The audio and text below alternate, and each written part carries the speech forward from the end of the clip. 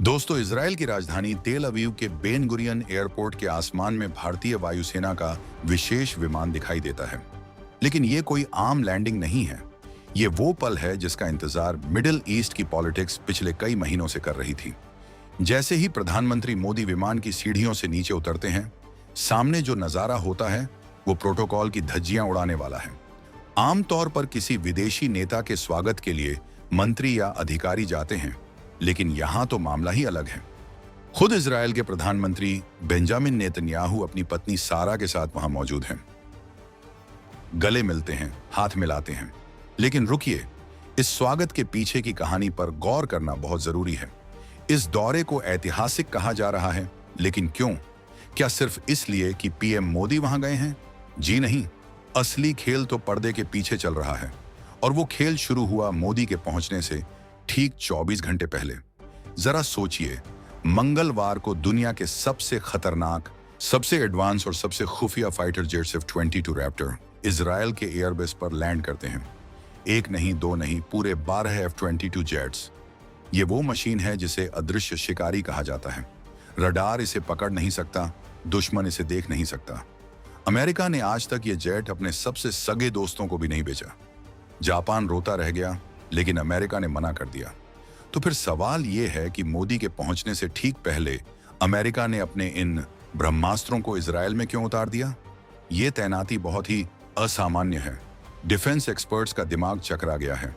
F-22 का वहां होना मतलब साफ है, आसमान में परिंदा भी पर नहीं मार सकता। अमेरिका जानता है कि भारत के साथ उसके रिश्ते अब किस लेवल पर हैं। वो जानता है कि मोदी की सुरक्षा और इस दौरे की कामयाबी में ही अमेरिका का भी फायदा है। ये जियोपॉलिटिकल चेस का वो मोहरा है जिसे अमेरिका ने सही समय पर चला है। ईरान से तनाव चल रहा है, बातें हो रही हैं, लेकिन बैकग्राउंड में F-22 की गर्जना बता रही है कि बातों के साथ साथ लातों का इंतजाम भी पक्का है। अब जरा अपने पड़ोस का हाल भी जान लेते हैं। इधर तेल अवीव में मोदी का स्वागत हो रहा है, उधर पाकिस्तान में मातम पसरा है। सच में वहां के सिस्टम की हालत पतली हो गई है। उनके सीनेट में हंगामा मचा हुआ है। खबर है कि पाकिस्तान की संसद ने आनन फानन में एक प्रस्ताव पास कर दिया। किस लिए? सिर्फ इसलिए कि भारत और इजराइल की दोस्ती गहरी हो रही है। उनके सांसदों को डर सता रहा है। वो कह रहे हैं कि ये गठबंधन मुस्लिम राष्ट्रों के खिलाफ है। अरे भाई, जब तुम अपनी हरकतों से बाज नहीं आओगे तो दुनिया तो अपनी सुरक्षा करेगी ही ना। पाकिस्तान को लग रहा है कि भारत और इजराइल मिलकर उसे अलग थलग कर रहे हैं, और सच कहूं तो उनका ये डर बिल्कुल जायज है। जब दो ऐसे देश मिलते हैं जो अपनी सुरक्षा के लिए किसी भी हद तक जा सकते हैं, तो दुश्मनों के पसीने छूटना तो तय है। पाकिस्तान की छटपटाहट का असली कारण यह है कि अब वो विक्टिम कार्ड नहीं खेल पा रहा। दुनिया देख रही है कि भारत विकास की बात कर रहा है, टेक्नोलॉजी की बात कर रहा है, और पाकिस्तान अभी भी अपनी पुरानी कैसेट बजा रहा है। इजराइल ने साफ कर दिया है, जो भारत का दोस्त वो हमारा दोस्त, और जो भारत का दुश्मन, खैर, समझदार को इशारा काफी है। अब आते हैं मुद्दे की बात पर। बिजनेस, और बिजनेस भी ऐसा वैसा नहीं, सीधे सुरक्षा से जुड़ा। खबरें आ रही हैं कि इस दौरे पर $10 बिलियन की रक्षा डील हो सकती है। $10 बिलियन। आप अंदाजा लगा सकते हैं कि इसमें क्या क्या शामिल हो सकता है। सबसे बड़ा नाम जो हवा में तैर रहा है वो है आयरन डोम। जी हां, वही अदृश्य कवच जो इजराइल के लोगों को हवा से आने वाले खतरों से बचाता है। सोचिए, अगर ये तकनीक भारत को मिल गई तो सरहद पार से आने वाली किसी भी शरारत का क्या हश्र होगा। वो हवा में ही राख हो जाएगी। भारत अपनी सुरक्षा को लेकर अब कोई रिस्क नहीं लेना चाहता। इसके अलावा बात हो रही है डेविड्स स्लिंग और एरो जैसे सिस्टम्स की। ये वो टेक्नोलॉजी है जो दुश्मन की मिसाइलों को उनके घर से निकलते ही ट्रैक कर लेती है। और सुनिए, सिर्फ खरीदारी नहीं हो रही है। मोदी जी का स्टाइल अलग है। वो मेड इन इंडिया वाले हैं।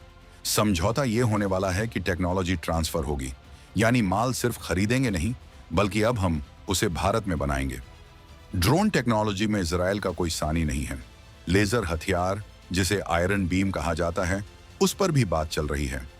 लेजर से दुश्मन के सिस्टम को जलाकर खाक कर देने वाली तकनीक अगर ये भारत के पास आ गई तो सोचिए भारतीय सेना की ताकत कितनी बढ़ जाएगी। ये डील सिर्फ कागजों का समझौता नहीं है, ये भविष्य के भारत का कवच तैयार किया जा रहा है।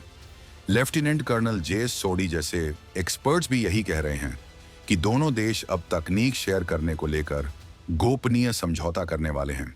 मतलब दुनिया को कानो कान खबर नहीं होगी और काम हो जाएगा।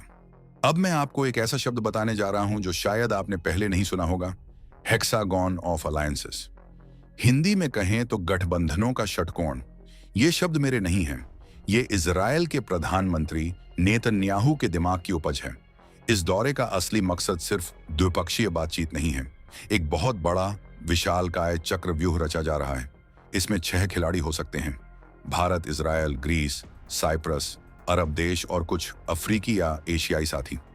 मकसद कट्टरपंथी ताकतों की कमर तोड़ना।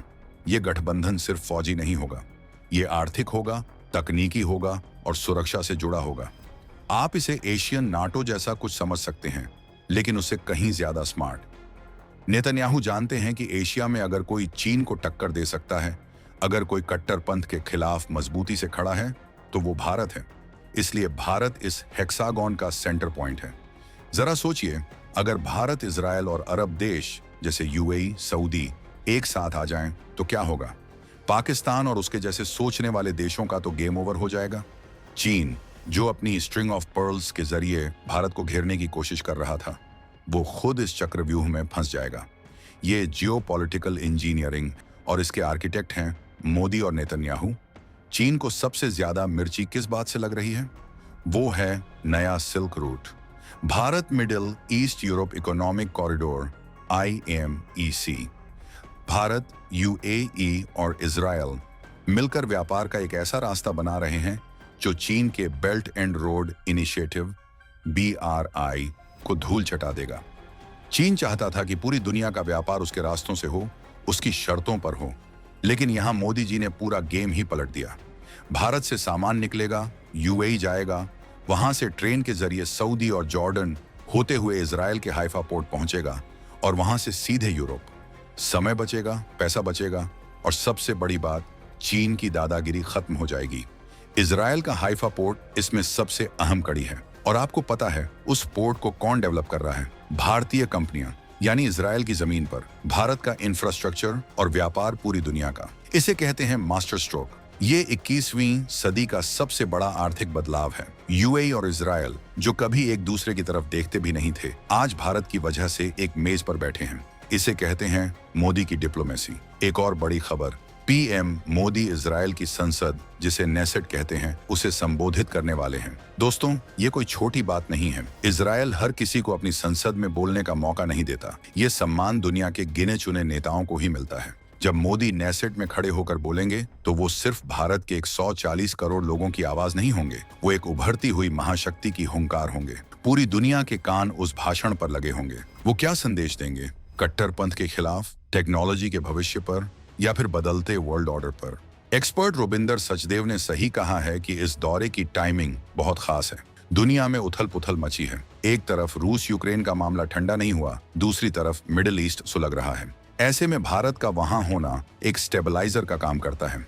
भारत दुनिया को बता रहा है कि हम शांति के पक्षधर हैं, लेकिन अगर कोई हमें छेड़ेगा तो हम छोड़ेंगे नहीं। हम विश्व मित्र भी हैं और अपनी सुरक्षा करने में सक्षम भी। तो दोस्तों, तस्वीर बिल्कुल साफ है। भारत अब दुनिया के मंच पर पीछे की लाइन में नहीं खड़ा है, वो फ्रंट सीट पर बैठकर ड्राइविंग कर रहा है। इजरायल में F-22 की तैनाती और मोदी की मौजूदगी, ये दोनों मिलकर एक ही कहानी बयां कर रहे हैं। शक्ति का संतुलन बदल चुका है। इजरायल के पूर्व राजदूत डेनियल कारमोन ने कहा है कि भारत का अप्रोच अब बदल गया है। वो अब खुलकर खेल रहा है।